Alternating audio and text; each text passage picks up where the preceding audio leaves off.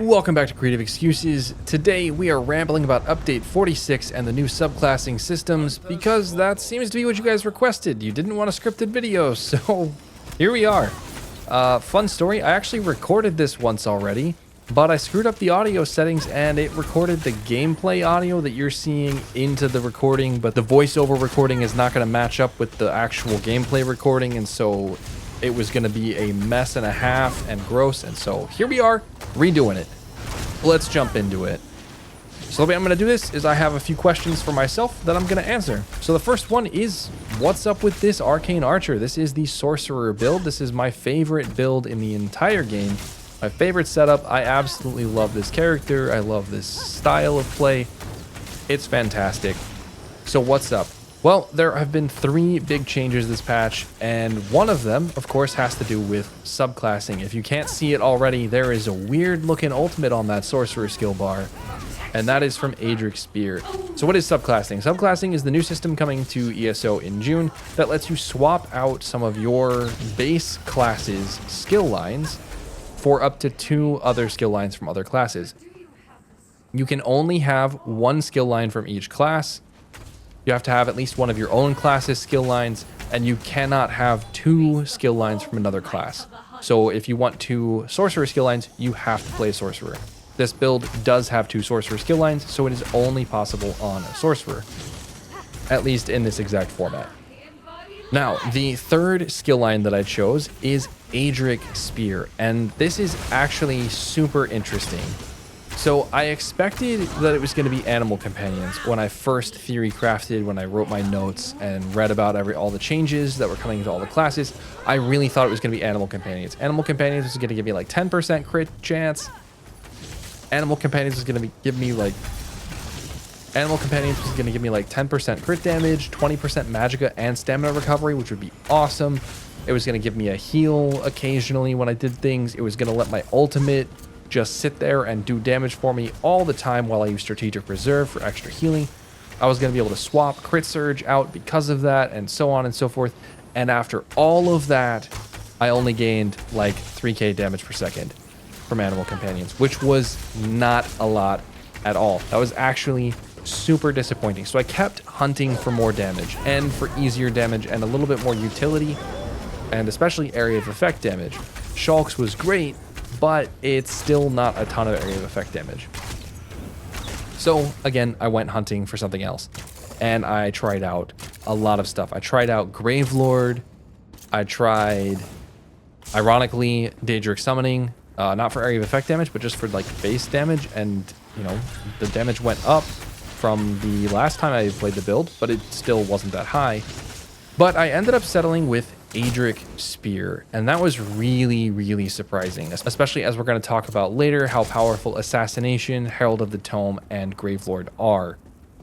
Adric's Spear was what won, and here's why. It gives 12% extra crit damage for only 1 skill bar slot.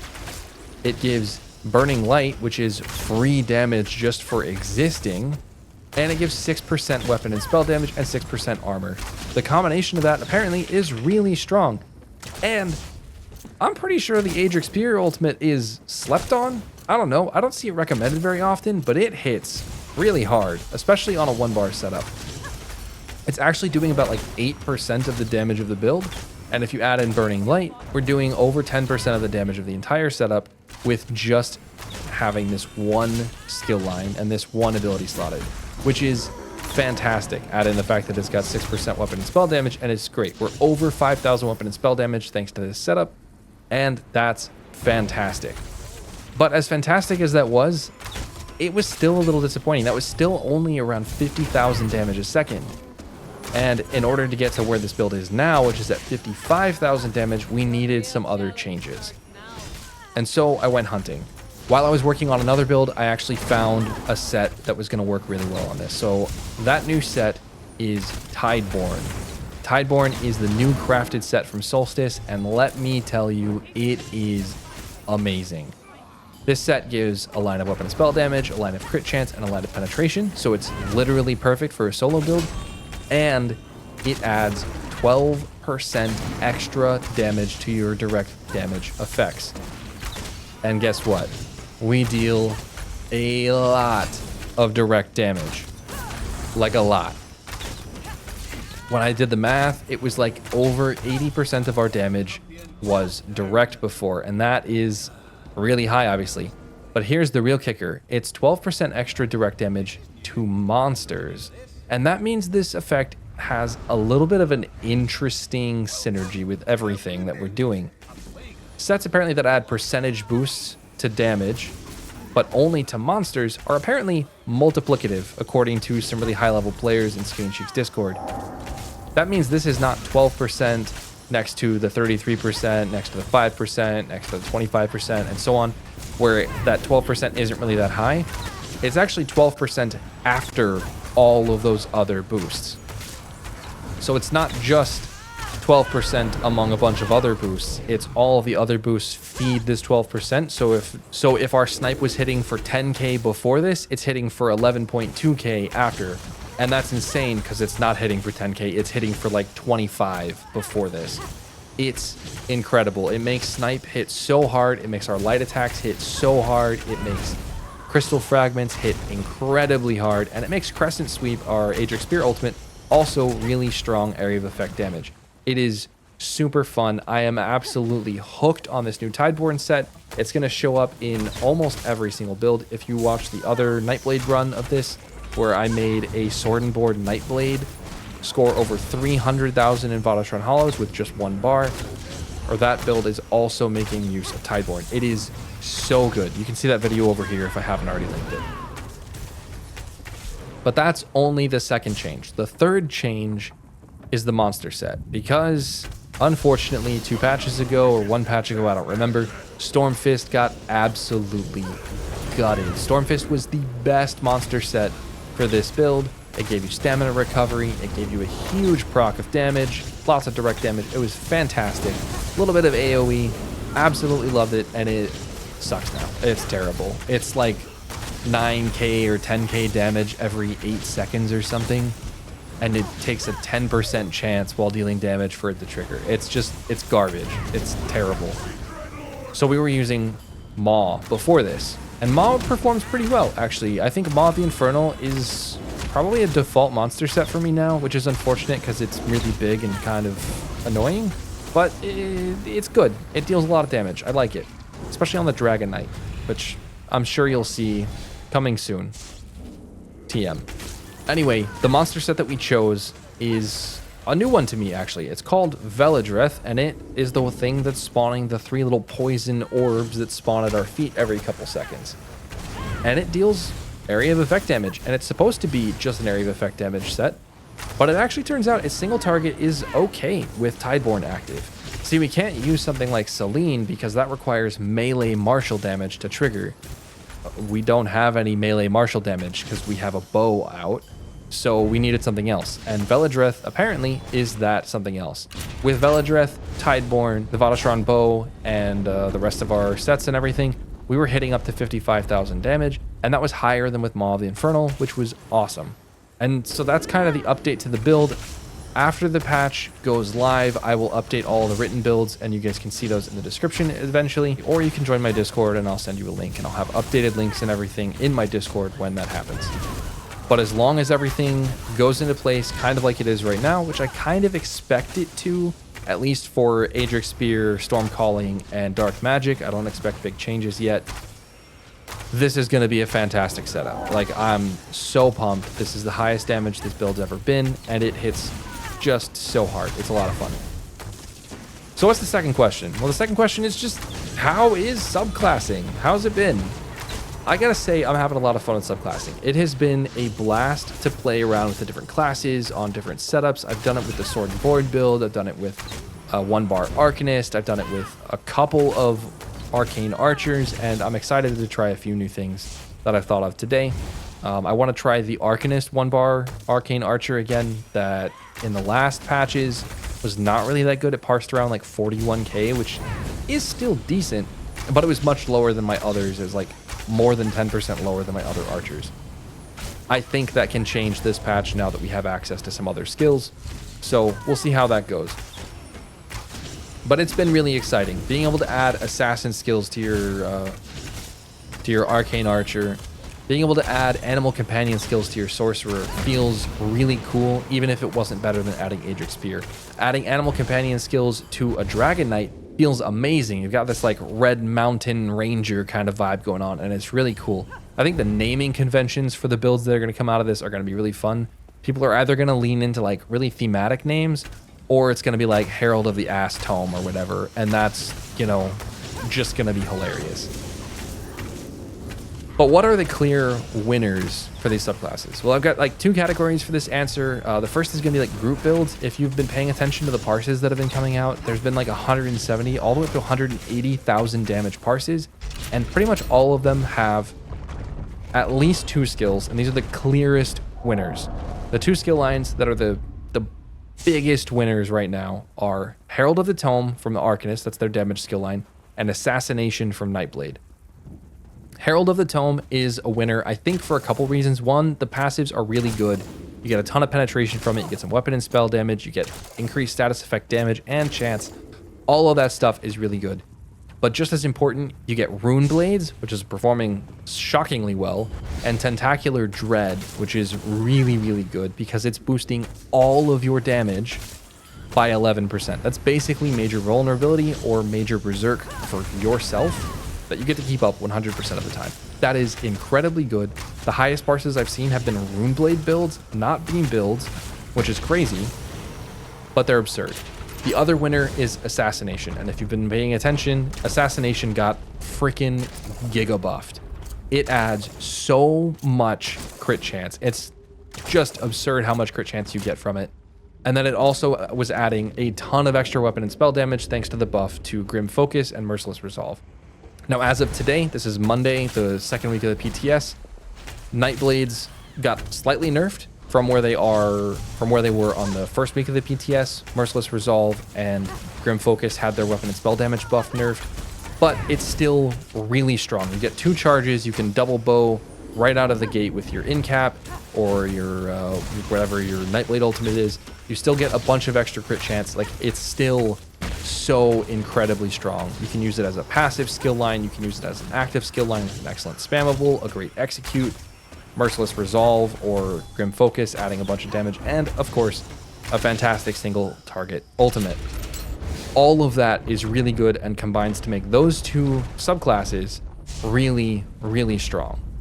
The closest I've seen after that as a clear winner has been Gravelord from the Necromancer trees.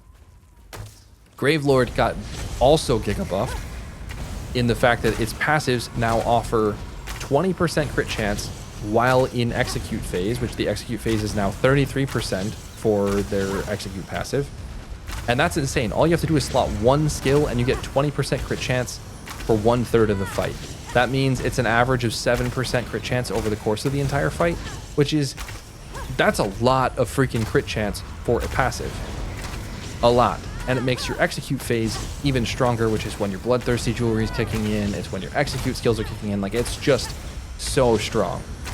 Then you add in the fact that their penetration buff got more than doubled, up to 3,200. You get more than Major Breach out of that. That's insane. It's so good. So good. But the interesting thing is that it's not really being used for its active skills. I think Detonating Siphon might be seeing some use because it buffs your damage by 3%. And maybe the Skeleton Archer is being used because it's a pretty decent dot. But other than that, like, Blighted Blastbones isn't getting used a lot. I guess Gravelord's Sacrifice is being used, and it's buffing the Arcanist Beam, which makes beam builds absurdly powerful. And just barely behind the Runeblade builds, which is not a good thing, probably, that the single target damage builds are only dealing like 5k more damage than the cleave heavy Arcanist Beam builds. But, you know, that's kind of just how Arcanist has been. I don't know if there's going to be much getting around that without absolutely gutting Fate Carver. So anyway, those are the 3 clear winners so far for group content. You've got Assassination, you've got Gravelord, and you've got Herald of the Tome. Those are all really, really powerful skills, and when you combine them together, you get some of the highest damage builds I have ever seen. 180k is wild. But here's the weird thing. The winners for 1-bar builds like I've been using are not nearly as clear. See, Assassination is really good, but it takes up a skill slot for that passive buff, or you have to weave Merciless Resolve or Grim Focus, but that's kind of hard, and the rest of the Assassination skill line is mostly single target damage. You get a little bit of area of effect from Lotus Fan, and that's about it. That is really tough to run on a 1-bar build. You can get some good single target damage out of it, and it is part of the highest parts that I've done on a build so far, which is 66k damage, which is absurd, I will say. That's freaking nuts, but it's not as crazy as I thought it would be. Gravelord is kind of the same way. It's really strong. You get 10% extra damage over time. You get all that extra penetration. You get Major Breach and Minor Vulnerability from the same Unnerving Boneyard, which is really good. There's kind of a lot going for Gravelord, and yet it wasn't the best performer on this Arcane Archer, and it hasn't been the best performer on a few things, but it has been really fun to run. Adric Spear, also very good skill. Adric Spear, also very good skill line, but it's not a clear winner. I've put it on some builds like this one, and it performed really well. And I've put it on other builds, and it hasn't outperformed other options. Animal Companions, same thing. The benefits and drawbacks of all these skill lines actually feels way more balanced on 1-bar builds. I do think Animal Companions is probably up there as the best or one of the best, just because the passive Bear ultimate and Shulks is really strong. But it's not so strong that it outperforms everything all the time, especially depending on what your other combinations of skills are. An interesting thing, though, is Arcanist is still absolutely ridiculous as a 1-bar build. I have parsed 55k on a beaming 1-bar Arcanist build, which is, you know, it is 11k behind my single target damage on the Dragon Knight Arcane Archer, or the Dragon Knight plus Warden Arcane Archer. But the Dragon Knight Arcane Archer is not cleaving with beam like the Arcanist is. So it's interesting. There are some clear losers though in this whole 1-bar situation, and that is Winter's Embrace. Winter's Embrace was a really good skill line, and I kind of think it got nerfed. It got kind of gutted, at least for my purposes. I tried out a Warden. I tried out the Nature Spirit Elsa build that I pulled a little while back, and that was a very status effect focused Warden build that I had running before, but it was really focused on getting all of the major elements: fire, frost, and shock, and trying to fit in some wind, right, which comes with the Storm Calling skill line anyway, so it's totally fine. It's kind of just a play on the Frozen 2 kind of vibe, right? But in the old patch, 2 patches ago, that build was hitting for over 50k damage per second already. And when I used Winter's Embrace this time, it sucked because Chilled got nerfed. Chilled now deals damage based only on your weapon and spell damage. Magicka and Stamina don't affect it at all. And that takes a lot of damage from Chilled away. Even though you get the 50% extra chance, that does not equal out. Not for that build, at least. And that's really disappointing. I really wanted to have like a frosty elemental Warden that felt really good, and it turned out it just wasn't that good. I did hit 50,000 damage on it, but it was a really weird setup. I used elemental weapon. I didn't use Force Pulse, which I really wanted to use Force Pulse because the cleave is so much better on it than elemental weapon. I didn't use the staff that I wanted. Like, I had to change basically the whole build to make it feel a little better. And by the end of it, I don't even think I was using Winter's Embrace. It was just better to use something else.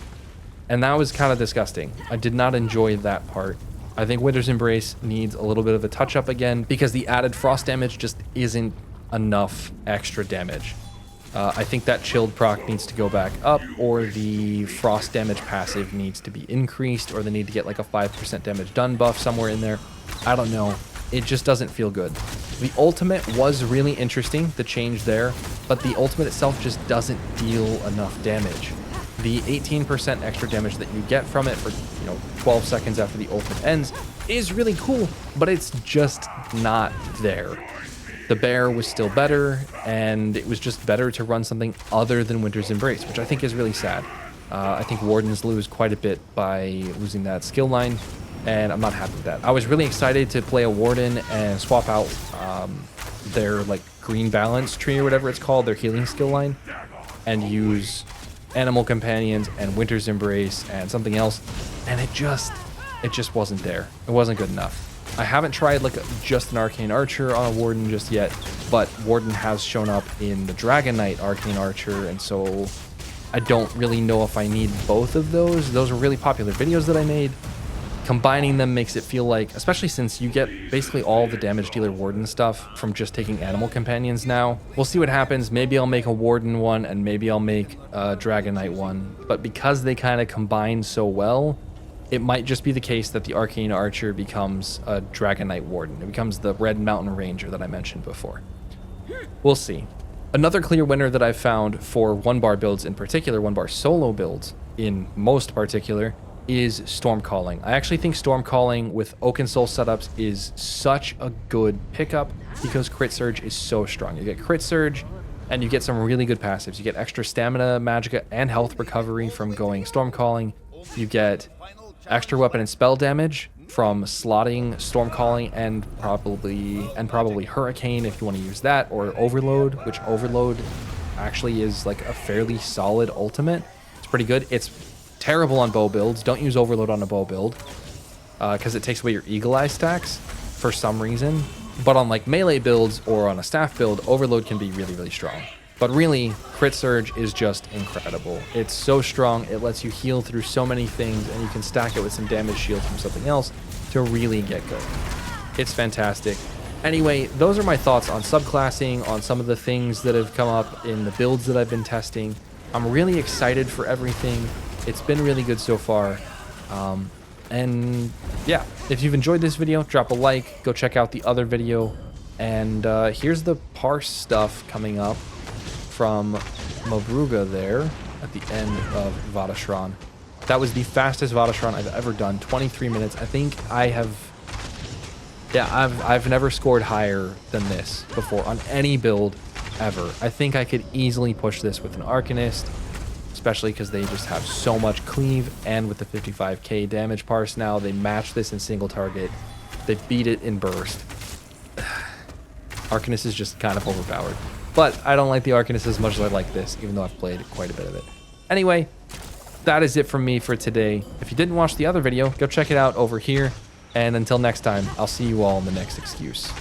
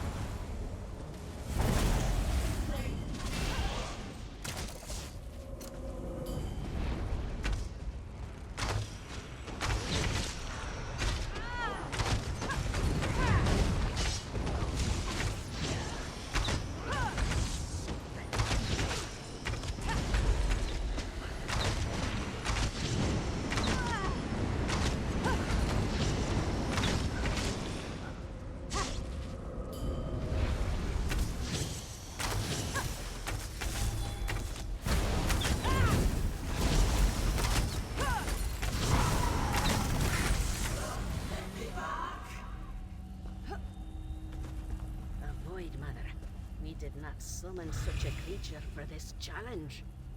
Vatashran's rights now end. You did more than we expected. Well done.